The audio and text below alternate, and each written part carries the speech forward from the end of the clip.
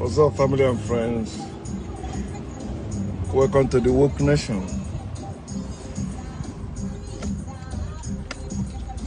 Hope you're having fun wherever you are, living your life as you're supposed to, knowing that no condition is permanent, and keep encouraging you to seek and spread knowledge, the knowledge of factual truth. Because life is good, especially knowing who you are, knowing that you are spirit, you are life, you are infinite, you are unchangeable, you are energy, you are frequency, you are indestructible, you are natural, you are eternal. You are not what religion says you are. You are not what religious leaders say you are. Those prophets, those seers, they are ignorant of what they are saying. They are ignorant of even themselves. They don't know. What they are saying you is based on what they learned from people before them. People just like them. And they are repeating it. They are limited themselves. That's why they also use their prophecies, their words, their teachings to limit you. Because one cannot give what it does not have. They limit themselves and they have limitations, and that's the same thing they impact in you. They tell you they're imparting knowledge in you. They don't have knowledge. They are believers just like you. A believer cannot impart knowledge on you. Somebody living by faith can never teach you knowledge. Somebody that believes can never teach you knowledge. The truth they have is their religious truth, based on their fiction, based on their myth, based on their belief. That's it. As I've been saying, when you're talking about God, you are talking about a belief. When you're talking about African spirituality, you are talking about African belief system. When you're talking about religion, you are talking about a belief system. Somebody like you made it up. Somebody like you made it up, and because that person is partially evil or completely evil, use it to control you. Anything that controls you, anything that forbids you from living humanly, anything that makes you to live in imaginary, that thing must be evil. In other words, that thing is against nature. Anything and everything that is working against nature is evil. And we all has been indoctrinated, brainwashed to live in that bondage. Christianity bondage, Islamic bondage, Jewish bondage, religious bondage, God bondage, Jesus Christ bondage, angels bondage, heaven bondage, hell bondage. All of them is bondage. Everything about religion, everything about spirituality, everything about faith, everything about belief is bondage. Like I said yesterday, they blindfold your mind. It's mindfold. Although your eyes is open, you claim, I know what I'm doing. I know what I'm saying. No, you can't see. You can't see the cage you are in. You can't see the bondage you are in. You can't see. But you claim you are seeing. Even people that say that preach from the book that tell them they have not seen God or can see God, and tell them, it's when you die you will know what God look like. They still tell you that they have seen that God. They said, I've seen the Lord. I have seen the Lord. Where? In their dreams, in their visions, in their revelations, never in reality. In their book. I believe the book because I have seen what the book say. I had the experience. What is your experience? in revelation, in dream, in vision, never in reality. Never, never. When you're talking about wisdom, wisdom is practical. And because religious beliefs and doctrines, they are not practical. No, their belief, their faith, whatever they believe is their God, whatever they believe is their Lord, can never show up physically. So there is no wisdom in faith, as I've been saying. There is no wisdom in faith. There is no wisdom in believing. You can only find wisdom in experience. Experience brings wisdom. For example, you can say, oh, I have knowledge of so thing. They hire you. Then they put you under probation for 90 days for you to show that you know that, which is wisdom. Knowledge without wisdom is just a claim. You say you know something, but you cannot practice it. You cannot bring it into reality. That's just theory. As you see, we have many educated faithfuls. They are educated. They went to Bible school. They went to theological school. And they claim that what they believe is real. Okay, I want to see that you believe. They cannot show it. Let's put God aside. How about what you believe that you can do with the power God has given to you? Let us see that power. You can't see that power. Then they brag they have power. Their God can do this through them. They tell you what God has done through them. Then when something tangible happens that you want to be the witness of, they can never do that. That their power they have. Look at this time we have coronavirus pandemic. Have you seen any man of God that go about healing the sick? Have you seen them? Have you seen any of them? They have power. They have power to raise the dead. They don't have power to go to hospitals, to go to those quarantine places, or the places they have coronavirus patients, those confirmed that have coronavirus. You see the pastor that died in Cameroon, right? People was going to him for divine healing, for divine, you know how Africans do, you know how religious people do everywhere. When you lie to them, you have certain power, and somebody testify, they don't care, they are going there. We must get something, something must happen. The guy lay hands on coronavirus patient, he died. He was not wearing mask. He died. Because he was showing them their faith. There is no single person in the whole world that can prove their faith. Many people has been dying in Africa trying to prove their faith. You cannot prove your faith, my people. God is not real. Jesus is not real. Jehovah is not real. Allah is not real. Yahweh is not real. You are living in bondage when you are living by faith. You are living in bondage when you are living by believing. We are living in bondage when you have a religion. We are living in bondage when you belong to any religion. You are living in bondage when you believe in God. You are living in bondage when you say Jesus Christ is your Lord. You are living in bondage when you believe in Jesus. You are living in bondage when you believe in angels. You are living in bondage when you believe in Mary. You are living in bondage when you believe in the Holy Book. You are living in bondage when you believe there is a spiritual world or hellfire or heaven where you will go after death. You are living in bondage. You need to free yourself. That's why I titled this, The Way to Freedom. The way to freedom. Which way leads to freedom? There are no many ways that leads to freedom. It is one way that leads to freedom. And that way we must follow. Jesus Christ is not that way, but they lie to us.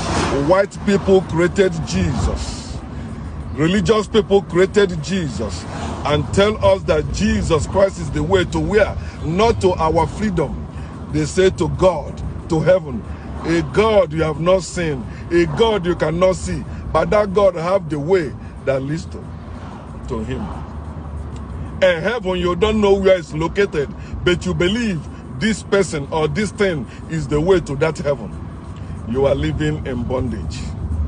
I want you to know, Africans, I want you to know my brothers and sisters, I want you to know my family and friends. Understand that integration making yourself, forcing yourself to accept people who hate you. As you see in America, the African Americans has been deceived to embrace integration as their way to freedom, to be free. But you see how police is killing them. You see how government is making law against them. They graduate in the same school with white people, but white people end up being better than them because white people can get loan better than them. Yet they think integration. When Martin Luther was preaching integration, they let him be. But the moment he began to teach people, his people, the black people, how to free themselves, how to begin to build themselves, they kill him. Integration can never lead you to freedom. Africans, especially African Americans. Then after African Americans, how about the independence? Independence can never give you freedom. African countries have their independence per se, right? They have independence, they celebrate Independence Day. Are they free? No. Independence will never give you freedom.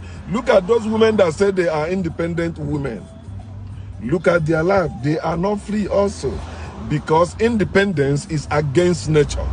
None of us is independent. You cannot live your life independent. You will need one another. Male and female, we need one another.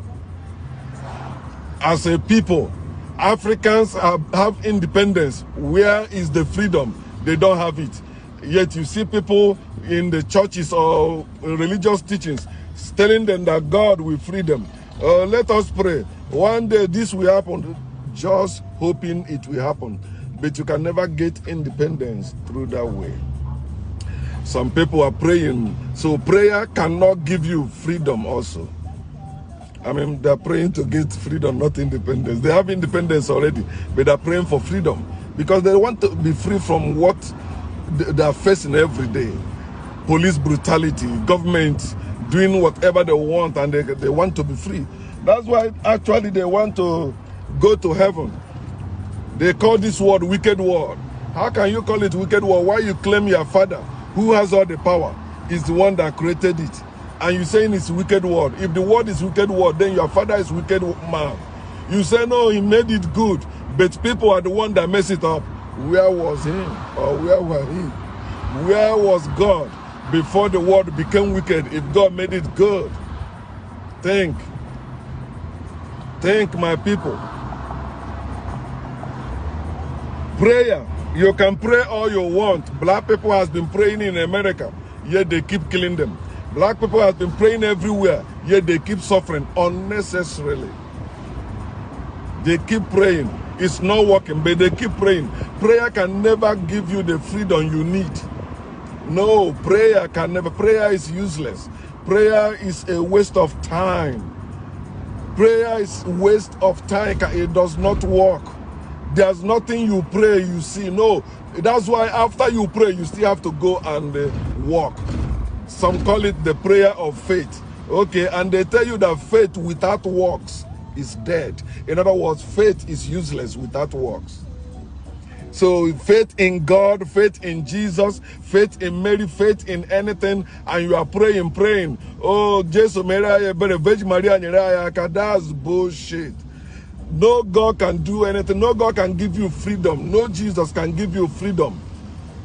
The same name they used to enslave you, you think the same name will give you freedom? No. You are the one that will rise up and give yourself freedom. I'm coming to that. Prayer cannot give you freedom at all. Never. How about voting? Voting can never give you freedom. I vote. They tell you your vote is your power. It's a lie. They use it to deceive you, to make you, even your vote is what make them authentic. Your vote is what gives them power over you. And you keep giving it to them. You keep voting. We're going to vote him out. You vote him out and you put another person. You are still not free. They still make the law, interpret the law, and enforce the law, even against your will, against your own joy. Government is God. They control you. So you vote them in. You are voting somebody in to control you. You are voting somebody in to be your slave master. Vote cannot lead you to freedom. No matter how much African Americans vote in America here, it can never give them freedom. There are people that run this shit. This shit is not run by your vote. This shit is not run by your prayers. This shit is not run by your integration. This shit is not run by your good works. No, this shit is run by some wicked men. And that's why no matter how good you try to be, vote who I said, this is the person I vote, and that person win. Remember, there's no such thing as a Republican Party and the Democrats Party in America. They are all white parties. They run the shit. They created America. Although it's not their land. They run this shit. There's nothing you can do. You can say all you want, you can rally all you want, you can revolt all you want. They know the secret. They know that all of you are not well equipped. They know all of you don't have the knowledge that leads to freedom. So when they kill the man or the few that have that knowledge, all of you scatter. See, voting can never give you freedom. Having a movement can never give you freedom, because they know they will kill that movement, as they've been killing all the movements that black people built in America. The only place black people has not built movement is in their very land, Africa, in their very place, where they have multitude of crowd, the many of people that will stand. They kill them. So the question is this: what is the way to freedom? The way to freedom is knowledge. Knowledge of factual truth. Just as you have to know to walk, you have to know to do things. If you don't know, you won't do things.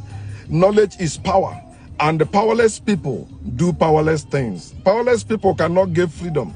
Powerless people cannot rise up and fight for their freedom. You need the knowledge of yourselves. When you have that knowledge, you will unite. When you unite, you build common front. You build your weapons. You build whatever it will take to get that freedom. You fight to get your freedom back, just as they fought to make you lose that freedom. You lost your freedom by war. You did not lose your freedom by God. You did not lose your freedom by faith. You don't lose your freedom by vote.